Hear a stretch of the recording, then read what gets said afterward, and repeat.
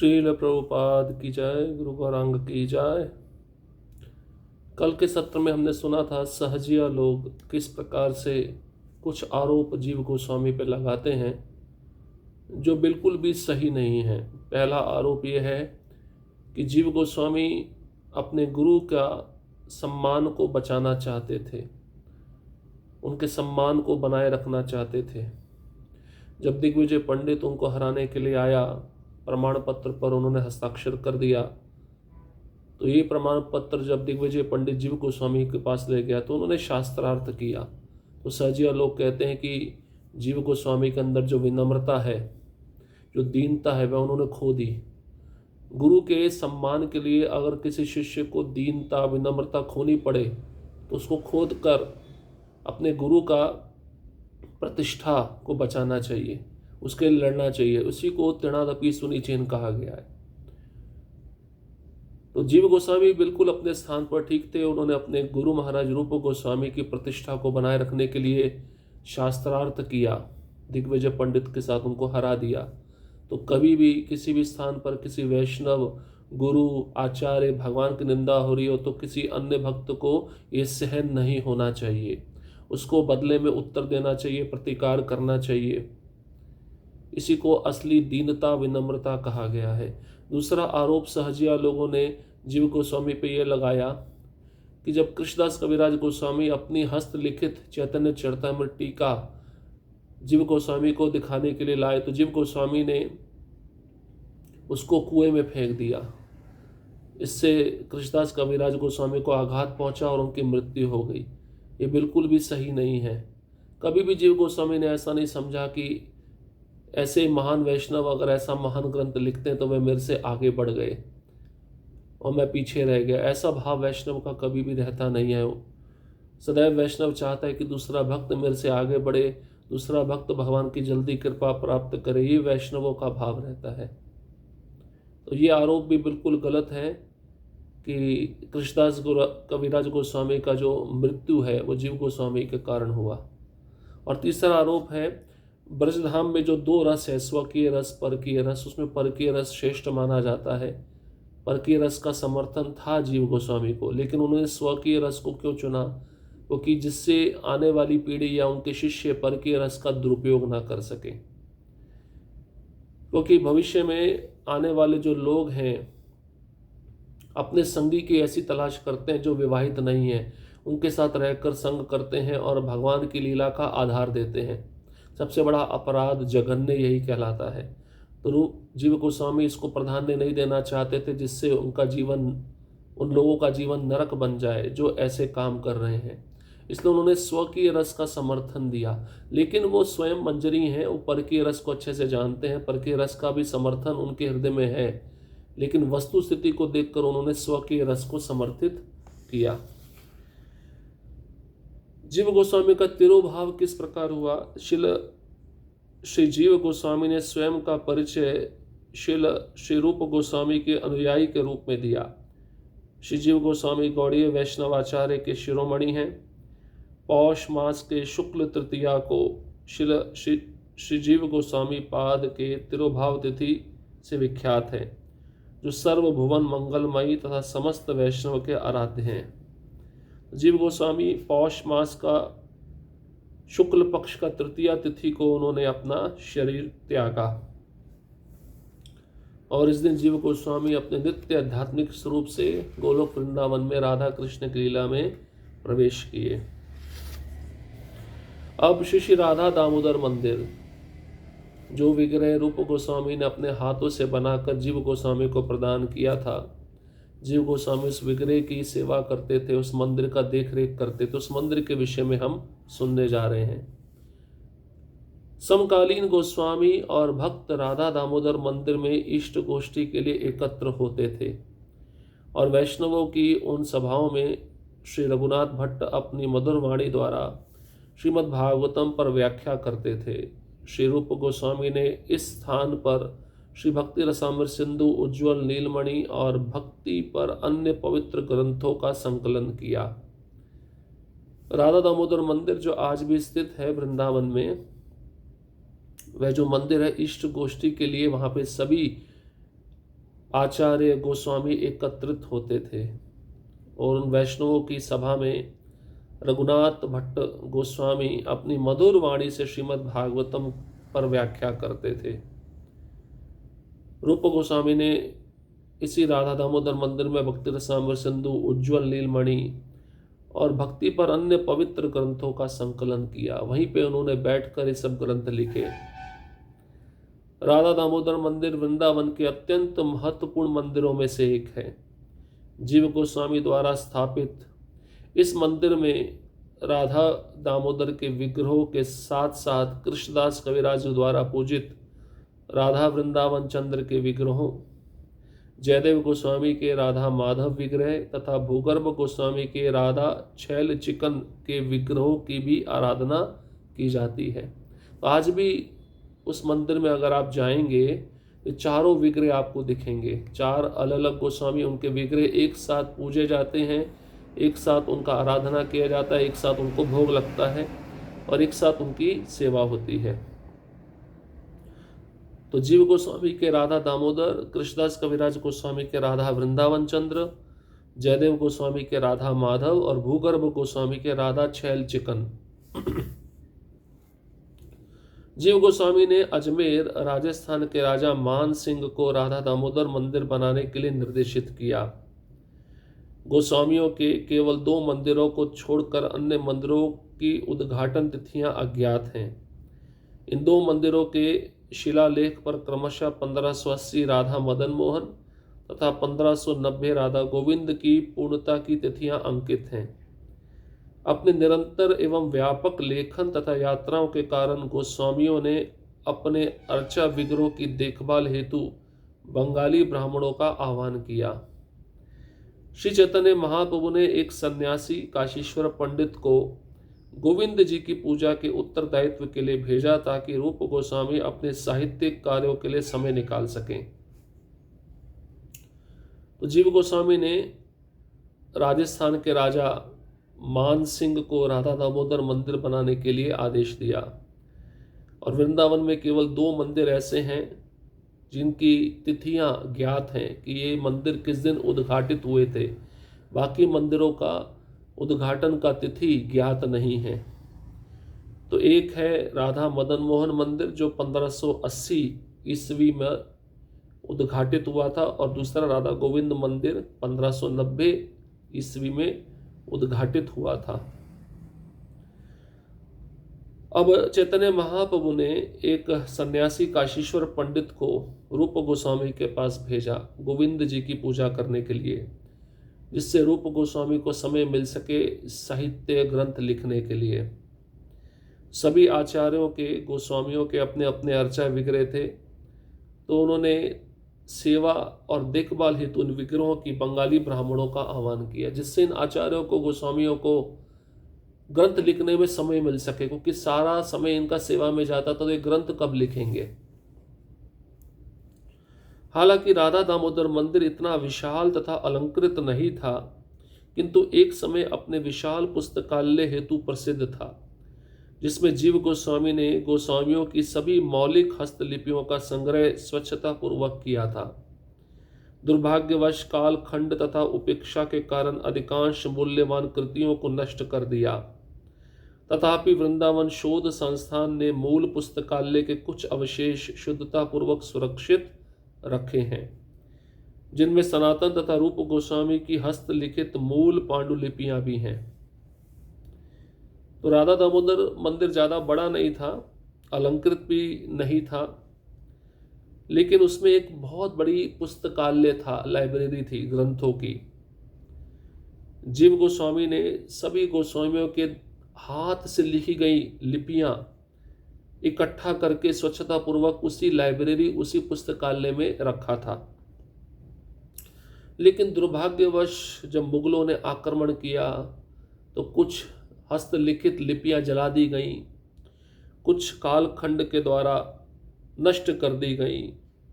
जो जो हस्तलिपियां बच गई उनको आज भी वृंदावन शोध संस्थान, वृंदावन रिसर्च इंस्टीट्यूट में रखा गया है।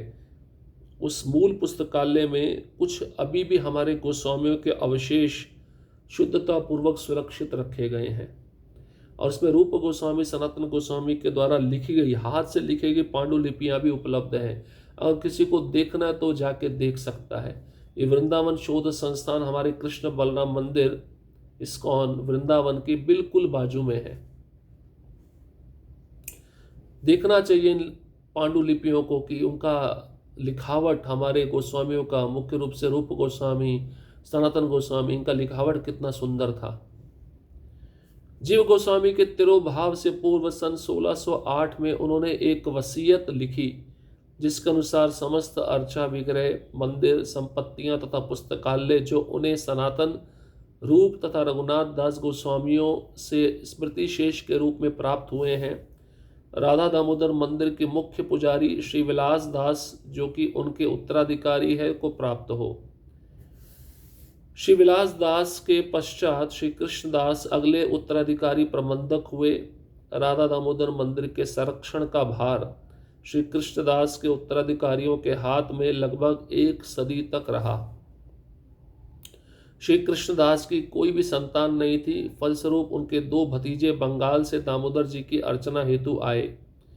मंदिर के तत्कालीन सेवक, मंदिर के स्वामी, उनमें से एक भतीजे के वंश क्रमागत चले आ रहे हैं। तो जीव गोस्वामी समझ गए थे अब मेरा समय आ गया जाने का, लेकिन जाने से पहले 1608 में उन्होंने एक वसीयत लिखी, जिसमें सारे विग्रह, सारे मंदिर, मंदिरों की सारी संपत्तियां, मंदिरों में जितने ग्रंथ हैं जो उनको सनातन गोस्वामी, रूप गोस्वामी, रघुनाथ दास गोस्वामी के द्वारा स्मृति शेष के रूप में प्राप्त हुए हैं, राधा दामोदर मंदिर के मुख्य पुजारी श्री विलास दास को दे दी जाए, जो उनके उत्तराधिकारी उनके जाने के बाद बनेंगे। ये सभी चीजें श्री विलास दास के जाने के बाद श्री कृष्णदास को दे दी जाएं, जो उनके उत्तराधिकारी प्रबंधक बनेंगे। राधा दामोदर मंदिर का संरक्षण का पूरा भार श्री कृष्णदास के उत्तराधिकारियों के हाथ में लगभग 1 सदी तक रहा। और श्री कृष्णदास की कोई संतान नहीं थी, उनके 2 भतीजे थे जो उन्होंने बंगाल से दामोदर जी की पूजा अर्चना हेतु बुलवाए थे। अभी जो मंदिर में सेवक गण हैं, जो भक्त आप देखते हैं राधा दामोदर मंदिर में वृंदावन में, एक भतीजे के वंश क्रमागत वो सब चले आ रहे हैं। सन 1670 में धूर्त तथा आसुरी मुगल सम्राट औरंगजेब ने बर्बरता पूर्वक वृंदावन पर आक्रमण किया तथा गोस्वामियों के मंदिरों को विध्वंस कर दिया। विशेषकर राधा मदन मोहन जी तथा गोविंद जी उस अपवित्र धूर्त के सचेत होने से पहले राधा दामोदर जी सहित सभी विग्रहों को शीघ्रतापूर्वक जयपुर में स्थानांतरित कर दिया गया, जहां पर अजय राजपूत राजाओं ने उनकी रक्षा की। औरंगजेब के आक्रमणकारियों ने राधा दामोदर मंदिर के साधारण ढांचे को व्यक्तिगत आवास जानकर भूल से नष्ट नहीं किया। यहाँ के विग्रहों श्री राधा दामोदर के बारे में ऐसा भी कहा जाता है कि वे विग्रह जयपुर से वापस वृंदावन गए, परंतु जयपुर पुजारियों का कहना है कि राधा दामोदर वापस नहीं गए, अतः यह सब समझना अति कठिन है। तो सन 1670 ईस्वी में इस बर्बर राजा आसुरी मुगल सम्राट औरंगजेब ने वृंदावन के मंदिरों पर आक्रमण किया, और ये अति मानवीय इनह्यूमन राजा था, जिसके अंदर कोई दया नहीं थी। इसने गोस्वामियों के मंदिरों को विध्वंस कर दिया। विशेषकर राधा मदन मोहन जी के मंदिर को तोड़ा और गोविंद जी के मंदिर को तोड़ा। गोविंद जी मंदिर का इतिहास आप सुन चुके हैं, 7 मंजिला था, उसमें से 3 मंजिला ये तोड़ पाया, 4 मंजिला अभी भी रहा। इस अपवित्र धूर्त के सचेत होने से पहले ही राधा दामोदर जी सहित अनेक विग्रह शीघ्रतापूर्वक वृंदावन से जयपुर स्थानांतरित कर दिए गए। इसलिए जयपुर को गुप्त वृंदावन कहा जाता है, जहाँ पर आज भी राजपूत राजाओं ने उन विग्रहों की रक्षा करके उन विग्रहों की स्थापना की, उनको मंदिर बनवाया, भली भांति उनकी पूजा अर्चना प्रारंभ करवाई, जिससे वैभवशाली पूजा आज भी उन विग्रहों की चल रही है। तो औरंगजेब के जितने भी आक्रमणकारी थे, उन्होंने राधा दामोदर मंदिर के साधारण ढांचे को एक व्यक्तिगत आवास जानकर नष्ट नहीं किया। वहाँ पे उन्होंने सोचा मंदिर तो है नहीं, यहाँ पे तो लोग रहते हैं, इसलिए इस निवास या आवास को नष्ट नहीं करना चाहिए। तो राधा दामोदर विग्रह के बारे में ऐसा भी कहा जाता है कि जयपुर से वापस वृंदावन आ गए, लेकिन जयपुर में जो पुजारी राधा दामोदर मंदिर की सेवा में लगे हैं वे कहते हैं राधा दामोदर कभी भी जयपुर से वृंदावन वापस नहीं गए। अतः मंदिर के पुजारियों ने राधा दामोदर जी को लौटाने का आग्रह किया। 69 वर्ष के जयपुर प्रवास के पश्चात राधा दामोदर अपने घर वृंदावन में आए, किंतु वहां भगवान अधिक समय नहीं व्यतीत कर सके, क्योंकि दृढ़ निश्चयी महाराज जयसिंह ने दामोदर जी के पुजारी को प्रोत्साहित किया तथा आज्ञा दी कि उन्हें वापस जयपुर ले आया जाए, जहां वे आज भी विराजमान हैं। तो समझना बड़ा कठिन है। वर्तमान काल में दामोदर जी का 5 फुट लंबा श्याम वर्णीय का अर्चा विग्रह, जो कि चंद्रमा के समान मुख पर बहुमूल्य कमल की पंखुड़ियों के समान नृत्य करते नेत्रों तथा शक्तिशाली भयहारी भुजाओं, जांघों एवं वक्ष स्थल से युक्त जीव गोस्वामी के सेवा कुंज मंदिर में स्थित है। इस अर्चा विग्रह को प्रतिभू मूर्ति कहते हैं, जो कि मूल दामोदर विग्रह से भिन्न नहीं है। यह दोनों विग्रह अब एक साथ वृंदावन तथा जयपुर में विद्यमान हैं।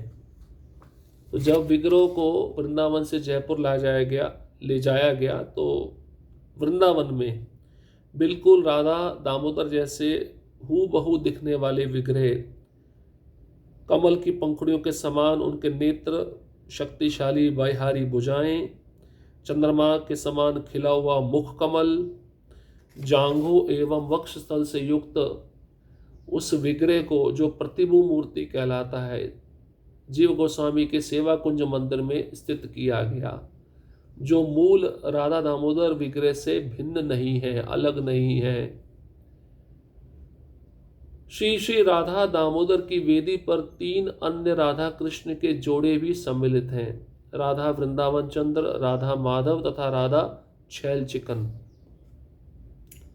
सन 1967 में जब अच्युतानंद वृंदावन में थे, श्रील प्रभुपाद व्याख्या करते हैं कि क्यों इस मंदिर में 4 राधा कृष्ण मंदिर की मूर्तियों के जोड़े हैं।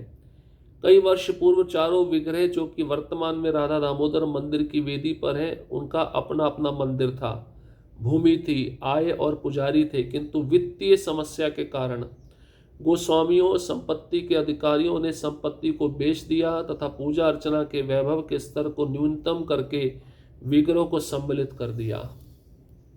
तो ये समस्या थी। देखिए, प्रभुपाद जी ने कारण बताया चारों विग्रह राधा दामोदर मंदिर में क्यों है, अन्य 3 गोस्वामियों के विग्रह भी यहाँ पर क्यों है, क्योंकि कारण ये है कि जो बाकी 3 विग्रह, उनके अपने अपने मंदिर थे, अपने अपने पुजारी थे, उनके पास भी धन था, लेकिन वित्तीय समस्या के कारण, पैसे की समस्या के कारण गोस्वामियों ने जो मंदिर थे राधा छैल चिकन के, राधा माधव के, राधा वृंदावन चंद्र के, इनको बेच दिया और पूजा अर्चना का अभाव होने लगा। उनका जो पूजा अर्चना का स्तर है, वैभव का, न्यूनतम हो गया, स्टैंडर्ड डाउन हो गया। इस कारण से तीनों विग्रहों को राधा दामोदर के साथ रख दिया गया कि चारों की सेवा एक साथ हो सके। इसलिए ये 4 विग्रह आज भी राधा दामोदर मंदिर में देखे जा सकते हैं। पहले हमारे मंदिरों में इतना पैसा होता था, इतने पुजारी होते थे, वैभव की कोई कमी नहीं होती थी, लेकिन कालखंड के द्वारा सब कुछ नष्ट होने लगा, भगवान की पूजा का स्तर गिरने लगा, पुजारी मंदिर छोड़ के जाने लगे, मुगलों का आक्रमण होने लगा। इस कारण से इन विग्रहों को एक साथ रखकर उनकी सेवा होने लगी, तब से वे विग्रह एक साथ ही हैं। तो इस प्रकार से राधा दामोदर मंदिर के विषय में बहुत सारी जानकारी हमको मिल रही है, और भी बहुत सारी जानकारी जो है, जो हम कल के सत्र में आपके साथ चर्चा करेंगे। हरे कृष्णा कृष्ण कृष्ण हरे हरे, हरे राम राम राम हरे हरे। श्रील प्रभुपाद की जय, गुरु गौरांग की जय।